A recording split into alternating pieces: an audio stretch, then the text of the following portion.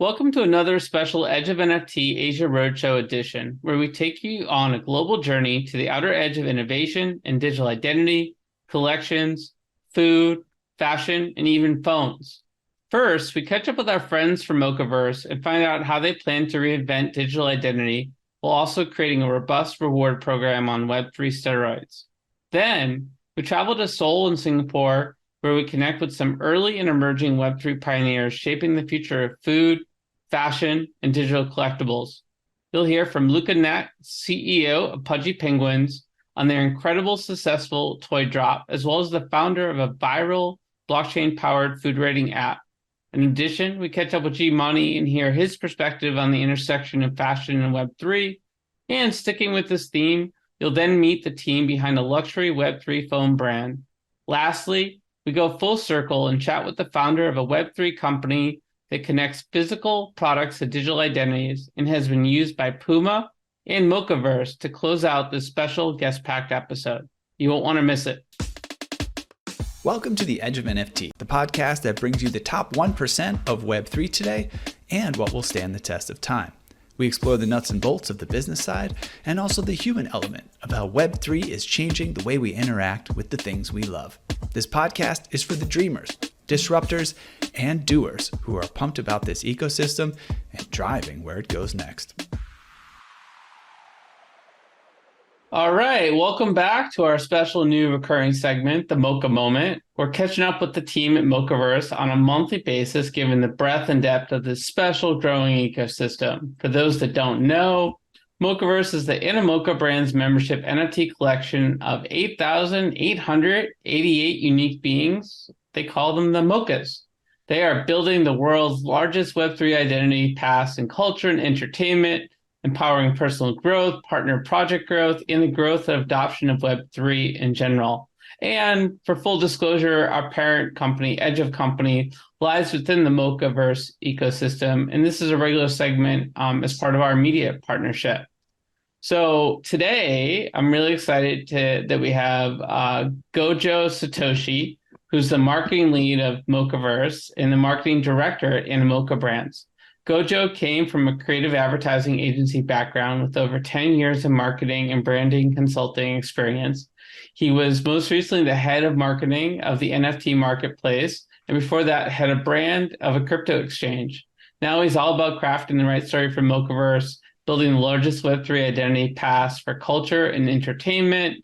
He also knows how to throw a really great party, which I got to experience in Singapore, where I got this dope hat that I'm rocking as well. It has an RFD tag in it, and he's rocking that as well.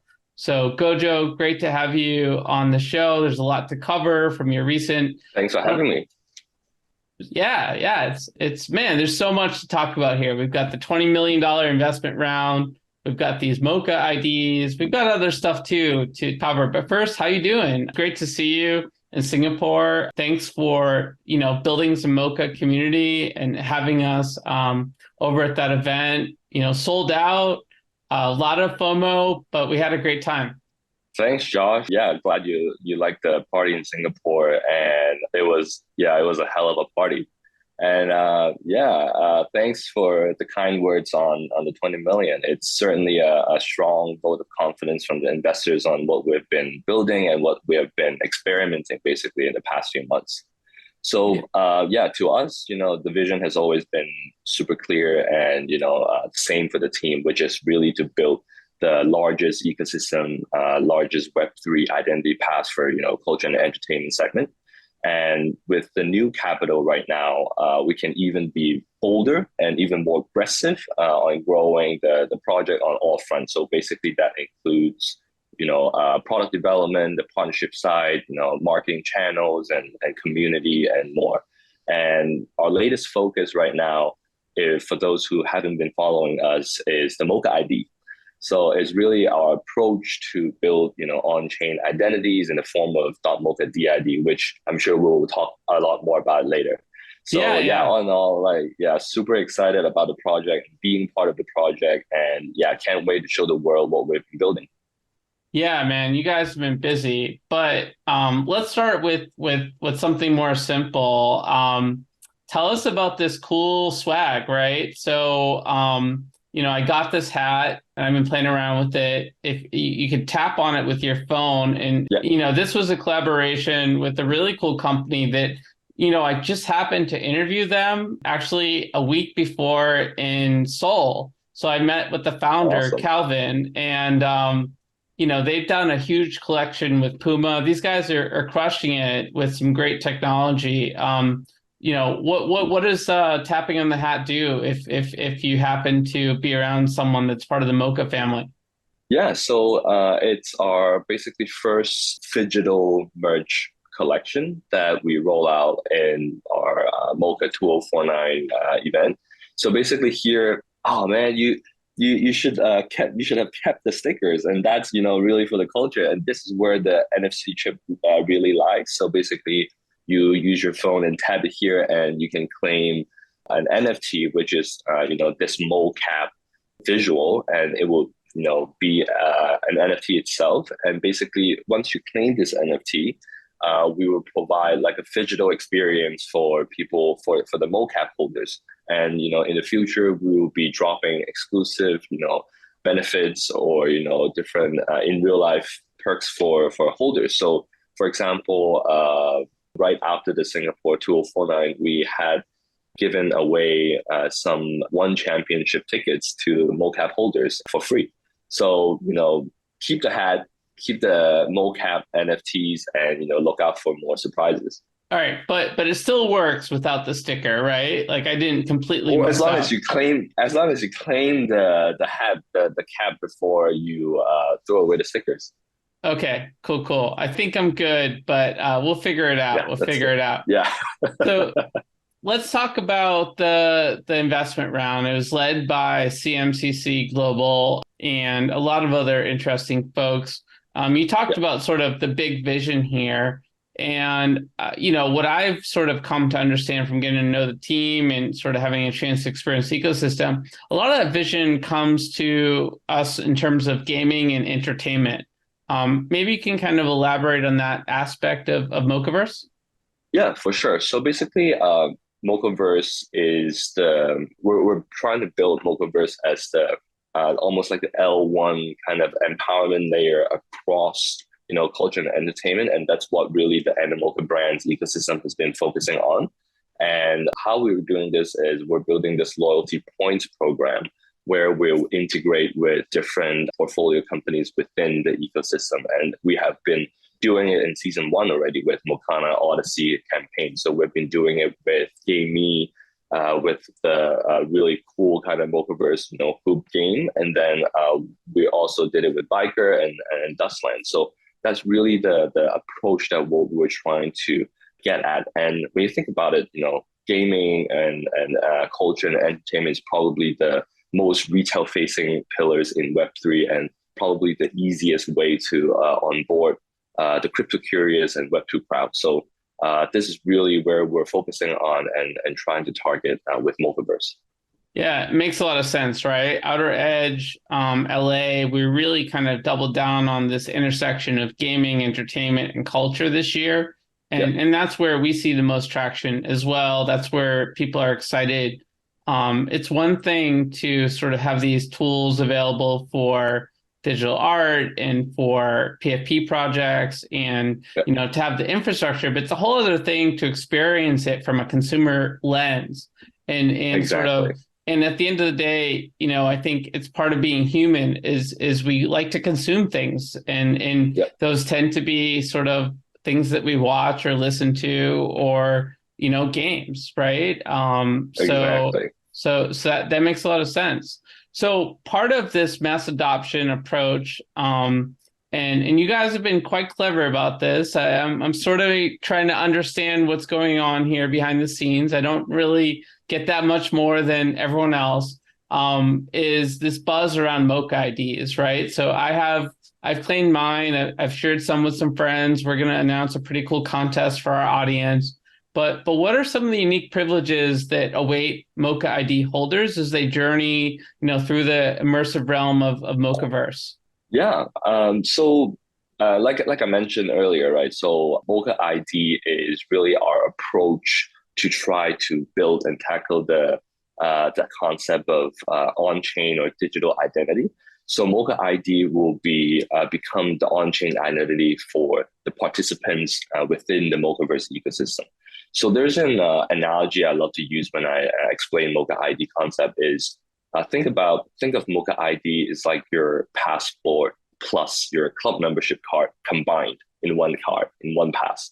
So not only really it reflects your identity, with that unique .mocha DID, and that's basically your legal or your passport name where people will recognize you with, but it also you can earn loyalty points passively. So for even more benefits when you engage in different activities or engagement within the Mochaverse ecosystem. So it's exactly like a frequent flyer program, but for Web3 and not only limited to, airlines experiences. So got it, really, like a really good frequent flyer program, not like Spirit Airlines. Like it's a high-end frequent flyer program. Got it. Exactly. Like a one world, like premium kind of like frequent flyer program. And imagine, going to a restaurant for food or, playing games and not just, flying airlines or traveling to earn points, right? So, and these points you can also redeem with a lot more, different real life benefits and utilities with those points. So that's the really the beauty of it.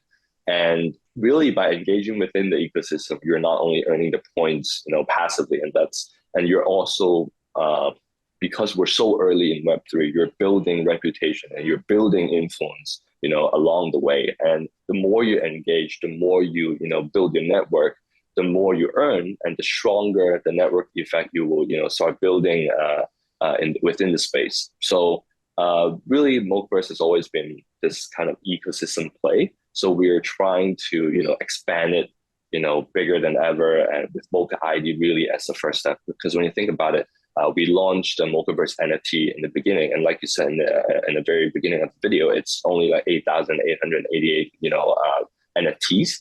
So we can only reach that many with that finite amount of NFTs. But with Mocha ID, we can reach a lot more users, and that means bigger network effect, and that means bigger net collective value that we're all co-creating, and that's a win for everyone.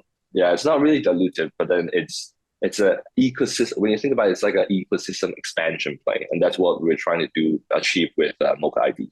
It's really it's like a one world airline program unhinged with the types of benefits that these airlines would love to have, but it's complicated in a Web2 world to negotiate all these agreements, to get all this input from all these different community members, where you guys have the flexibility to sort of do whatever you want without sort of the same bumpers, right? So it could be hundreds of partners, and it could be all these things that people already want to do. I think that's what makes a good rewards program, is you're not incentivizing them to do something they didn't want to do. You're just adding, gas to what they already sort of, wherever they want to go, right? You're just saying, well, exactly. Get this extra benefit while you're doing what you already love. And those are the airlines programs and planes programs that I enjoy. And it sounds like you're going in that direction. That's really cool.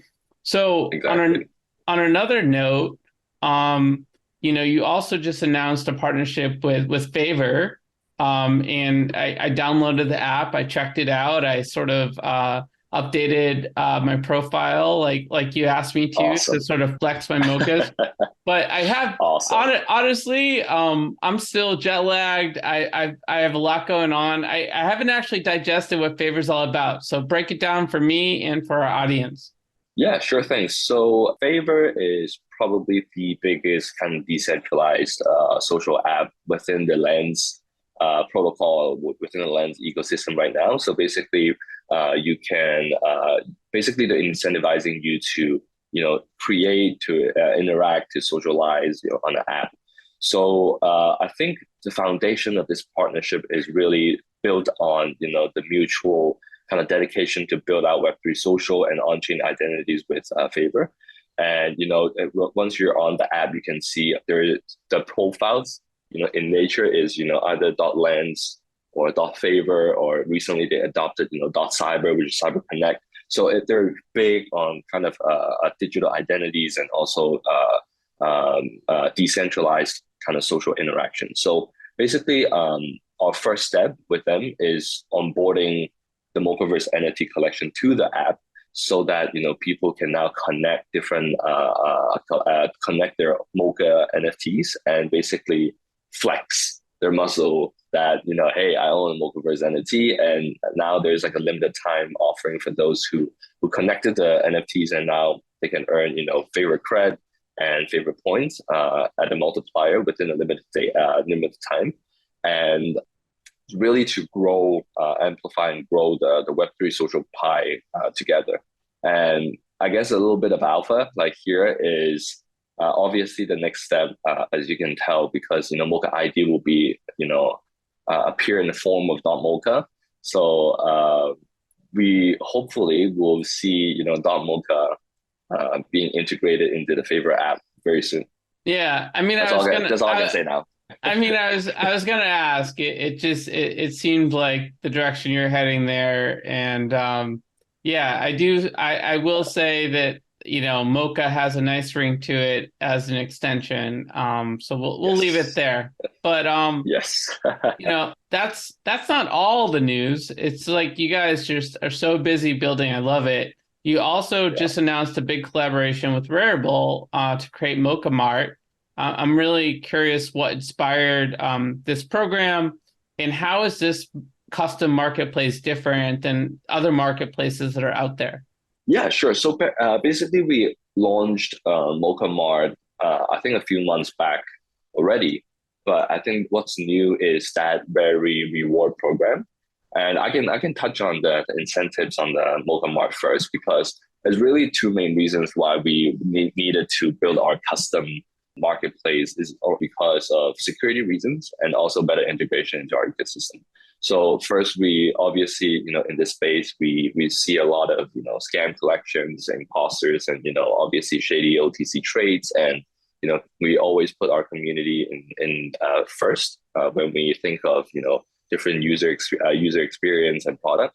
So building this Mocha Mart with Rarible really is to provide a safe haven for our true fans, or for our community, to really interact and trade with a peace of mind. And secondly, when you go to a Mocha Mart, you can actually see, instead of just trades and price, floor price, you can see the XP count. So that's the beauty of Mocha Mart, is it automatically reflects the Mocha XP per Mocha. So you have a way better visibility on what you're purchasing, and you can make a way more informed decision when you ape into a Mocha. So it doesn't really just it's not driven by only the floor price or the trades that you love. Yeah, that's great. Yeah, I didn't realize that the Mocha Mart actually started a while back. It definitely caught my attention with the new program. But I think that's the whole that's the goal, right? That's the whole idea. Yeah, exactly. So it worked. You understand how us consumers are busy zombies, but eventually, like, we wake up and like, oh, that's really exciting. But I think to your point, these are key parts of a marketplace now, because the generic one-size-fits-all marketplace, we've seen the challenges with it, from a creative royalties perspective to just the overwhelming amount of stuff on there. And then, not having the custom sort of features for specific collections that are relevant. And, you mentioned some other perks. So it's really cool, and excited to sort of see that partnership evolve. And, just really excited about everything you guys have going on. And before we sort of close out, I know you've been working really hard on an exciting event coming up in Hong Kong. Could you tell us a little bit more about that? Of course, we are actually going to announce the save date and more details, I think, hopefully within this week. But what we're doing is we're co-hosting a side event in early November, which we will be hosting the side event around Hong Kong FinTech Week and also Ape Fest. And I think like our vision, the whole objective of this side event is to onboard, Web2 users onto Web3. So it would be a big side event, open for public, instead of just holders. Obviously, holders will have, different unique privileges if they attend. And it will be a Web3 kind of experience showcase where Web2 audiences and other Web3 communities can go to different booths and experience different projects. And we booked a venue that's big enough to host 4,000 people. So we're going big on different experiences and audience, and we will have, as usual, our party theme. So we will hire 100 DJs to appear to perform in our show and make sure Web3 or Web2 people or retail crowd can enjoy themselves in our event. But more details will be coming I think within this week or in the next couple of days. Yeah, that sounds really exciting, man. And looking forward to hearing how that goes, and hopefully even coming out there myself. I have such a crazy travel schedule, but I already have the FOMO, so we'll see. You never know. If, maybe Exactly. I'll hop on another plane after going to Dubai next week. But I know you have so much going on. Really appreciate your time and spending some time with our audience, sort of letting people know all this cool stuff cooking. And also thanks for your generosity, or thanks to the whole team, because excited to announce that our listeners are going to get 50 Mocha IDs hot off the press. It pays to be early, right? We know that in Web3.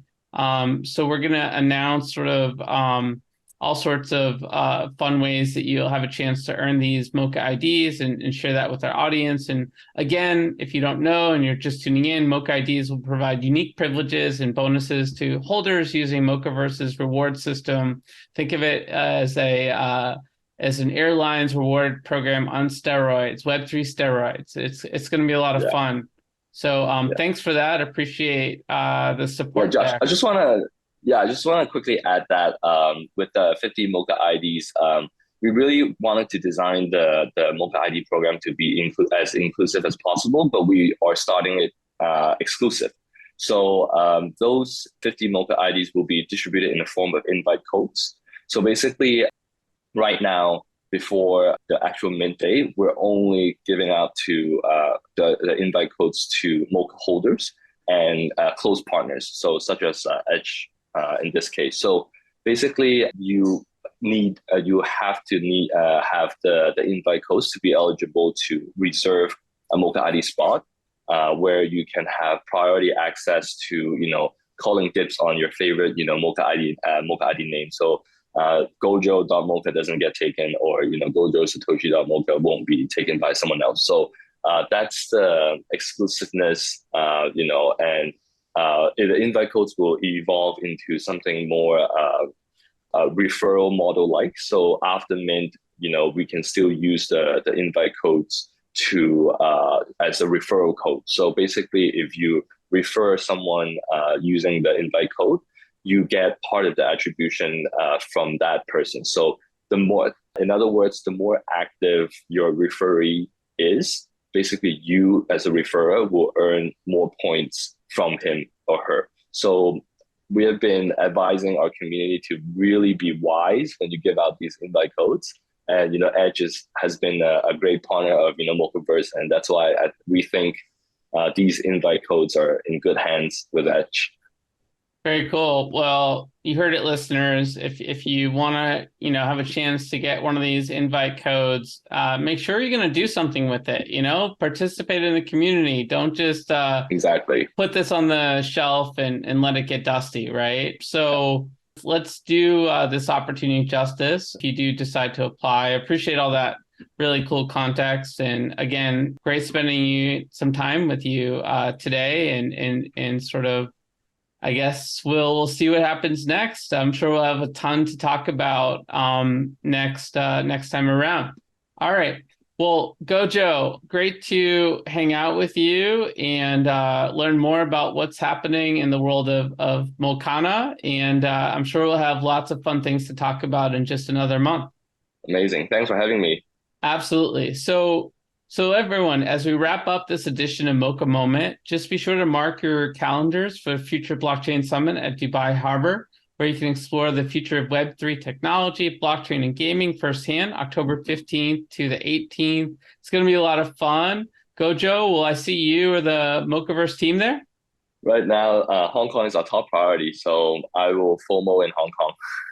All right, fair enough. I'll make sure you hear about it. But definitely, if you're a Mochaverse holder or an Edge of NFT fan, come say hi. I'll be there October 10th through the 20th. Hope to see some of you. And really excited to hang out with 1inch, Binance Circle, Sui. Bunch of folks will be in Dubai. There's a lot going on internationally, and we try to cover it all. And also look forward to your event in Hong Kong. So thanks again for hanging out. Thanks, Josh. Hi everyone, Josh Krieger, co-host of Edge of NFT, live at Token2049 with none other than Luca N. It's great to have you on the show finally, brother. Great to have me. I'm happy to be here. Dude, you have done so much for the industry in terms of Pudgy Penguins. For those that don't know at home, Luca leads the NFT collection of 8,888 adorable penguins. And he took over in April of 2022. Yep. Revived the project from pretty rocky paths, but that's kind of the nature of Web3 and sort of emerging technology, and expanded into the physical world with Pudgy Toys, amassing over 500K in sales within 2 days on Amazon. Not too shabby. Not too shabby. And, really the visionary leader of a transcending brand. And, I went to your website recently, and you definitely are sort of reshaping the narrative around sort of digital collectibles. I was really inspired by the language that you use to talk about Pudgy Penguins. And I think a lot of it has to do with your past and how you look at the power of Web3. So maybe you can just sort of give us your perspective. You get in the door, you start sort of looking at what the potential is of Pudgy Penguins, and then you get to this sort of incredible toy release. Walk us through how you sort of made those decisions to get there. Yeah, I think the writing on the wall for us was you have to build a real business and you have to meet the consumer where they currently are. And I don't think digital collectibles are in a place where the masses are ready to get involved. And so how do you get them familiar with this technology in a non-invasive way? And so, I think a content strategy, a physical product strategy, a storytelling strategy is really the things that we're looking at, a la, what Disney and Sanrio are already doing. And then how do you leverage blockchain and Web3 to do things better? I think a lot of companies today sell things on the blockchain and think they're a Web3 company, and I think that's a mistake. I think building in Web3 versus building in Web2 is leveraging your community who has this aligned incentive in this token model or in this NFT model that basically ties the success of both businesses between brand and consumer in a way that was never possible before. And so for us is, how do we meet Disney and Sanrio where they are, but how do we leverage this diehard community who has this aligned incentive in this NFT, which is kind of like our first edition Pokemon card, to kind of achieve success? And so that's kind of how we're looking at things, very much looking at it from a traditional lens. I think the era of extracting liquidity from your community and leveraging them to make you rich is over. I think the day of taking the consumer and making them a participant is here. And that's really our vision for Pudgy Penguins.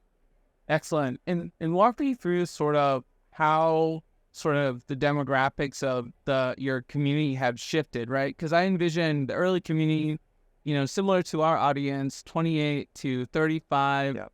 predominantly male, Yep. tech-centric, loves crypto and blockchain. How has your audience evolved, and how do you sort of make that bridge happen to this mainstream audience that loves just these adorable penguins? Yeah, I think no matter your demographic, whether you're in Asia or you're 60 years old or 50 years old or in America or you're a man or a woman or identify in the middle, I think everybody understands the concept of family. And I think Pudgy Penguins is here to unite the family and bring them together around this common consensus around blockchain and Web3. Blockchain and Web3 to really win can't be a thing for the 28 and 35-year-old boy and man, or maybe even the subsegment of women who decide to come into the space. It has to be a space for everybody. This is, if blockchain is truly going to win, it has to be a consumer-facing product. And consumer-facing products are not marginalized to one small, finite demographic. I think there's been a bro culture in crypto up until this point, and I think we're really here to change that. Excellent. Yeah, I gotta say, I was checking out your Instagram recently, and someone on my team, Audrey, shared with me a really cute comic about a penguin that went to sleep for a power nap and woke up at 2 a.m. freaking out. And I was like, that's me. Right. But that's so many people across the world that we like oversleep those power naps and like, if I still go out, what do I do? It's pretty funny. Yeah. So you have a great editorial team there working on all that type of stuff. So Thank you. It was there. Shout out, Peter. Shout out, Peter. So why Asia? Like, how does Asia fit into sort of the Pudgy Penguin ecosystem? We're here in Asia. There's a lot of activity outdoors. Took a long time for us to sort of meet here in the interview room because of the crowds. Yeah. What does Asia mean to the ecosystem? I think Asia is a huge focus for us. And if you understand the total addressable market of just characters in general, cute is really the one with the highest TAM. And if you understand cute IP and you understand Asian culture, you understand that cute IP permeates and dominates Asian culture. There's an interesting fact that most people don't really talk about, but Pudgy Penguins are the #1 cute IP on the blockchain. It is the #1 cute character in this space. And so as a cute character, understanding Asian culture and how cute characters basically dominate this entire region, I would be irresponsible to not come here. Makes sense. So what's that? Man, it's actually funny you bring it up, but in the next couple of weeks, we have a couple huge announcements coming. I won't really allude to it, but I think in its fundamental purposes, it kind of doubles down on what we just talked about. I think these announcements are about breaking barriers, about bringing blockchain to the masses, and ultimately changing the narrative around NFTs, which right now is not a good one. And so you guys will see, but around September 26th, September 27th, Pudgy Penguins will make some noise, and I think it will kick off a really huge moment. And when you hear that news, go out and support. We'll need everyone's support on this one. All right. We'll get the word out on social, and we'll have to have you back on to do a deeper dive on some of these big upcoming milestones. In the meantime, where can people go to learn more about Pudgy Penguin? Man, just follow us on Instagram, follow us on Twitter, keep the notifications on, share the content with your friends, keep apprised of what we're doing. And then obviously you can follow me on Twitter, Luca N. But at Pudgy Penguins on Twitter and Instagram and TikTok, and just share it with your friends and enjoy those cute little pengoos. Absolutely. Thanks, brother. Appreciate everything you do for the space. Thank you, Bob. Thank you. Hi everyone, what's up? Josh Krieger, host of Edge of NFT, live in Seoul, Korea, Avalanche House with my new friend Yuya. And we've been really enjoying the food scene in Seoul, but we've had our struggles. And so when I learned about what these guys are building, I had to say hi and talk a little bit about it. It's good to have you on the show. Hi, nice to meet you. Thank you. Tell us a little bit about your background and what you're building over at SARÀH. Okay, so we're making the food review of SARÀH. Unlike Yelp or Google Maps, which review whole restaurants, SARÀH focus on each individual dishes. So the reason why we made SARÀH is we really eat the good meal in Japan, but these kind of other review app is review for each restaurant, so I can't find good meal in Japan. So we made the SARÀH. Now, are you planning to expand to other countries eventually? Yeah, of course. So though SARÀH started in Japan, but now is worldwide, so you can find the best dishes in your country.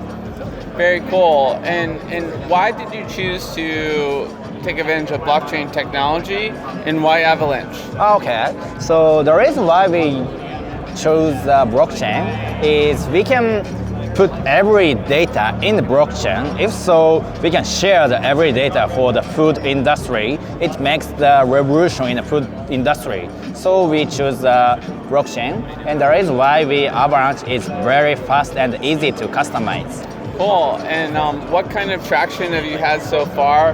What have you kind of learned? What kind of insights from putting this in the wild? It must be pretty exciting. Okay, thank you. As for now, we have 2 million users and over 1 million reviews in Japan, but we're going to expand in the world, and we increase the more and more reviews in the world. 2 million? Yeah, 2 million in Japan. Okay, yeah. That's awesome. So it really took off. Yeah, thank you.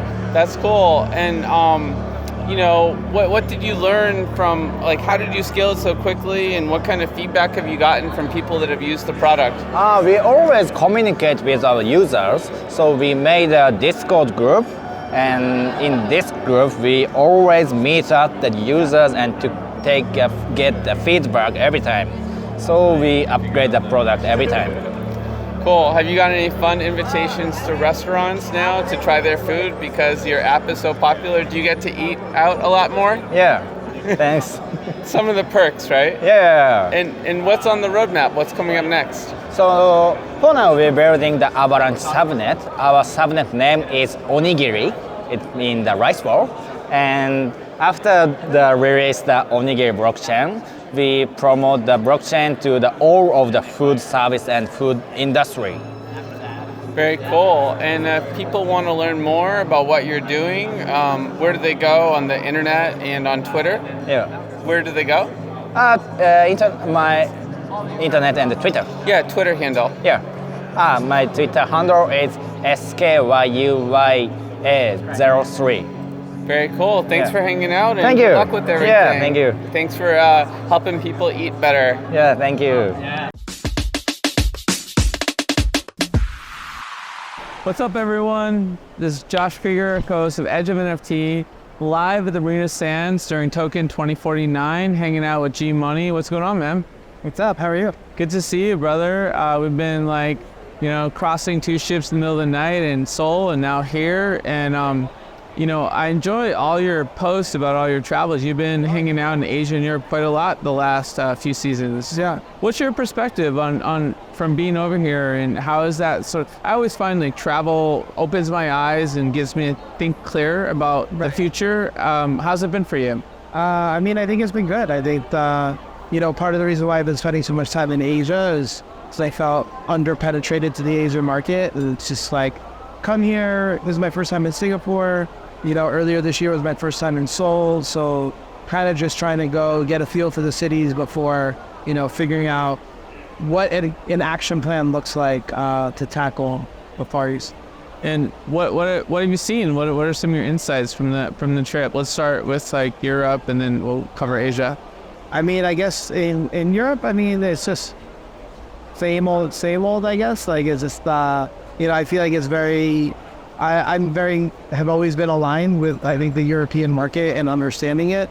I think in Asia, it's understanding the culture, understanding local norms, local neighborhoods, because I think there's a lot to be said about learning about cultures in person that you can't learn in a textbook. So that's kind of where I'm at in my journey right now. Makes sense. And so how has that impacted your roadmap with 9DCC? I'd say it hasn't yet. I'm in the digestion phase. I'm literally taking in all the inputs, figuring out what I like, what I don't like, and then I think it happens to me organically, where I'm okay, this would make sense to me. I want to do this, I want to do that. But it's not one of those things where I come here with an agenda and say, this is what needs to be done. It's I'm here, I'm in the learning portion at the moment. Yeah, I appreciate that. You've always been a student first and very curious. A lot's changed since you were on our show. I think it's probably about a year ago. How has your perspective on Web3 evolved over that time? I think fundamentally it's unchanged, right? I do think that Web3 Rails, NFT infrastructure is going to be what powers everything over the next 20, 30 years.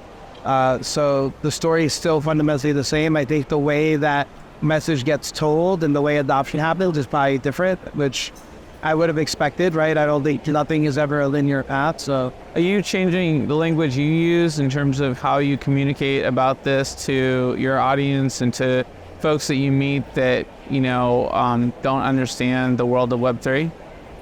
Yeah, yes and no. I think within the space, I continue utilizing the same language because they know it. But people not in the space, I'd say it's always evolving between conversations I have and seeing what clicks with people or what doesn't, helping with that framework, right, of ascribing it to people in a different aspect that if I see that light bulb go off, maybe it's something I remember for the next time. That's how I iterate on my message. Makes sense. And the digital sort of physical fashion world has always been important to you. You've done a lot in that space, and I remember, the excitement folks had at the activation you did around Gateway with the T-shirt and whatnot. What have been some of the highlights in terms of, that experience interacting digital and physical fashion, and where do you want to go next in that realm?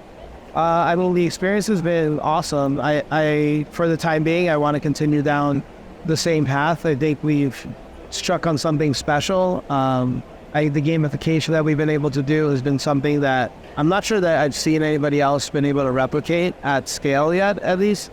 And like, it just is really encouraging, because I think every time I do something, it's a new experiment, right? And it's like, well, I have a hypothesis, and I say, well, I think that this is interesting.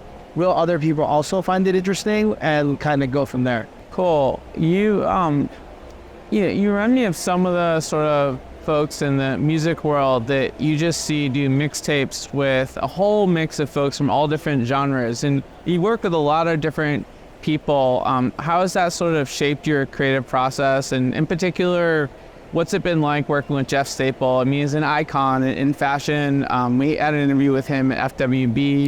In a lot of ways, your approach to co-creation resonates with me with some artists in the space and music that sort of, you can find them on mixes with all different artists from all different genres. And you've done that, in your own way across industries, across fashion.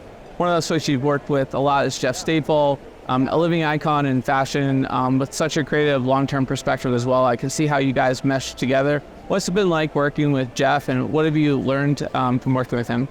Yeah, it was great. It was really organic. It was very, very easy to work with him and his team. And we came up with an idea. We had been talking for a while about, we should do something together. And then the collab itself came together very quickly. So I was happy with that, and I think I personally will see all right, what does this person do really well? What do I learn from them? I think that's been always one of my strengths, and being able to learn from anybody, whether they get older, younger, it doesn't necessarily matter. More experience, less experience. I think there's always a lesson to be learned, and I think that working with a legend like Jeff, definitely understanding why he's at where he is because his attention to detail on top of his impeccable design. Makes sense. So speaking of detail, traditional sort of collaborations involve a lot of legal, a lot of contracts, a lot of pre-planning, and there's just sort of this impetus in Web3 to just co-create and just run with it. How do you sort of balance that in terms of finding the right collaborations and sort of dotting the I's and crossing your T's enough to feel comfortable to proceed, but still sort of not gripping the wheel too tightly?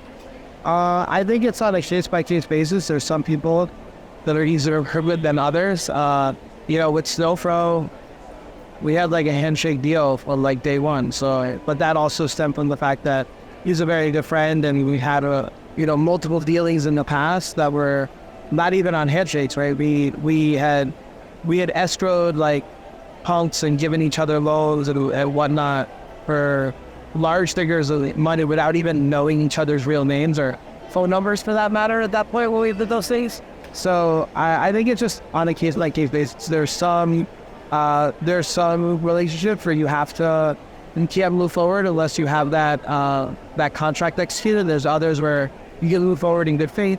But cool. What gets you excited about 2024 in terms of the space and your roadmap and just broader in terms of the industry?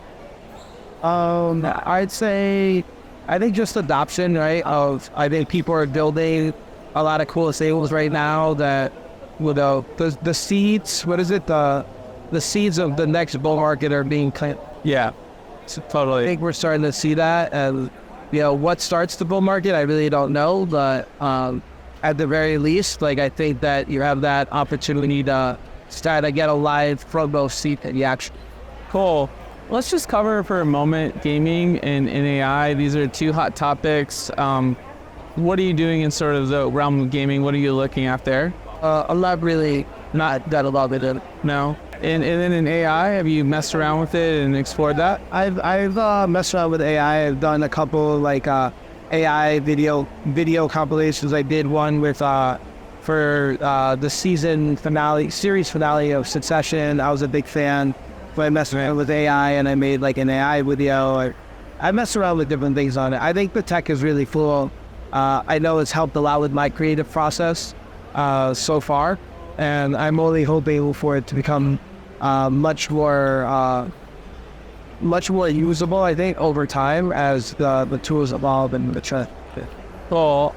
You talk a lot about gratitude on your Twitter, which I really vibe with. I think gratitude makes me deal with the ups and downs of our industry a lot. Is there anyone in particular that you haven't necessarily given a shout out before that you're grateful for in terms of them being in your life? I would say probably like grandparents. Well, they had always been like this huge positive influence on me, and I think I don't talk about my personal life all that often on Twitter, so probably for that reason. But yeah. Shout out to the grandparents. Thanks, man, for hanging for a little bit, and enjoy the rest of your travels and your time in Asia. All right, thanks. Hey everyone, we have another episode of Edge of NFT. I'm here with your Carthon today. Got a very special guest. We got a lead up who is like Vertu, and that's a really cool and unique phone that they have just dropped here at TOKEN2049. Lena, how are you doing today? Hi, how are you doing? I'm doing great. Glad to be here. A lot of great energy, a lot of awesome people. Glad to be speaking with you. So tell us a little bit about Vertu and your experience so far being here at TOKEN2049. Yeah, actually we are pretty happy that to attend this kind of events here in Singapore. And yeah, as you know, like Vertu is a UK brand, and now we are attending this event because we implement a new technology to our new models, which is Web3. Web3. Yeah, and excited to be bringing this into Web3. Yes, and with that, you have your new follies that just dropped. Exactly. Can you tell us a little bit about those? Yeah. So let me show you maybe our new models, and you can have a look about our specifics. Sure. So here you go. You can see that we have, this is the new phone, the new model. We have the first generation, and this is the second generation. It's still not launched yet. It's gonna be on November, but this is already in the market, and the prices are quite like $3,600. It varies. It can be even more. It depends on the quality. It depends on the leather backside of the phones. For the new model, actually it's a dual system. It has two kinds of system, the Android system, and then we have the crypto system. And you can switch between them just by switching your password. So maybe I can show you how does it work. Yeah. For example, here, this is you can just enter the password, 566, and then you can find the Android system here, the Android system. And then you can just, by another click, and then you click for the second here, and you switch the password, and then you go for the crypto system. Yes, and here you can find all your wallet, you can find the App Store, and actually, for example, for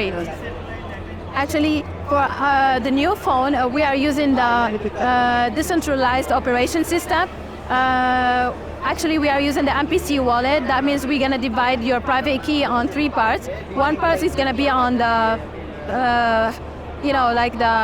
Google Drive. One part is gonna be on the SE chips, and the other part is gonna be on the, cloud. Right. Yeah, so that means it's very secure. You don't have to worry about the security. And the second thing is that we are using the decentralized model language. That means we don't keep your data. You don't have to be afraid of keeping the data or maybe selling the data. You may ask me why, how you can prove your innocence that we are not selling the data. Actually, because we are using the smart contracts, and the smart contract is controlled by another third party that they're gonna check if we are selling your data or doing anything with this data. The last thing is that the most important feature is in this phone, and that we didn't have in the first generation, is about DAA, which means a decentralized AI agent. That means you can have your own agents that is gonna be on your service, and that agent can solve your own problems. That agent like solve all the paperwork. If you want to buy the ticket, they can reserve for you the ticket. If you want to make a phone call, they will make the phone call. If you have a problem and you want to chat with someone, then they can answer all your questions or they give you some advices. Yeah. I know it's the AI language, but is it a person you can speak with, or it's just purely an AI? Yeah, it's within an AI. It's like ChatGPT. Yeah, it's based on ChatGPT. Yeah. Yes. Yeah. You know, 2 different models. Yes. On the AI side, you have been able to do crypto. Yeah. And for the people who are listening in on this, where can they go for information? If they want to order one of these, how are they able to do that? Actually, they can check on the website, or I can leave my Instagram, so you can check all the news and all the models. Yeah, and you can order from me directly or from the website. That's all fine. Yeah. Awesome. Yeah. Sure to share that information. Yes. Thank you so much for sharing, Vertu. Thank you so much for being here, and it's a pleasure to have you here in our booth. Yeah. Thank you so much. Take care. This special Edge of NFT Asia Roadshow Tour Edition is sponsored by our friends at Casper Association. They oversee the evolution of the Casper Network, a blockchain supporting innovative tech giants as well as decentralized applications and platforms, and featuring both upgradable smart contracts and predictable gas fees. They also have a great new show called Casper Blockchain Podcast you can check out on Spotify or by visiting casper.network and clicking on news. The views and opinions expressed on Edge of NFT reflect solely those views and opinions of the show hosts and its guests.